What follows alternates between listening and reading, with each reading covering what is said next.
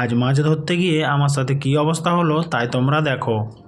Hello বন্ধুরা, অন্য দিনের মতো আমরা আজকেও চলে গিয়েছিলাম আমাদের বাড়ির সামনে একটা পুকুরে মাছ ধরার জন্য।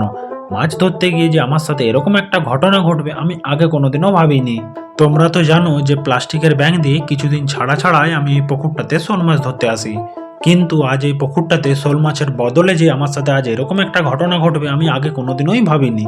মাছ ধরবো বলে পুকুরটার সামনে আসতেই আমি লক্ষ্য করি যে কোনো কারণবশত একটা পাখি পুকুরের জলের মাঝে পড়ে গেছে, আর সেখান থেকে সে উঠতে পারছে না। আর সেটাকে লক্ষ্য করার পরে আমি আমার ট্র্যাকস্যুট আর জামাটাকে খুলে নেমে পড়লাম জলে পাখিটাকে বাঁচানোর জন্য। একেই তো শীতকাল, জলটা বরফের মতো ঠান্ডা। আমি তো শুধু এটাই ভাবছিলাম যে পাখিটা ওখানে কতক্ষণ ধরে আছে, আর কিছুক্ষণ থাকলে তো পাখিটা মরেই যাবে। শেষমেশ পাখিটাকে আমি পুকুর থেকে তুলেই আনলাম। পাখিটাকে তুলে আনার পর আমি লক্ষ্য করলাম যে পাখিটার খুব করুণ অবস্থা। আমি বুঝতে পারলাম যে অনেকক্ষণ ধরে এই ঠান্ডা জলটাতে পড়ে থাকার কারণে পাখিটার এই অবস্থা হয়েছে।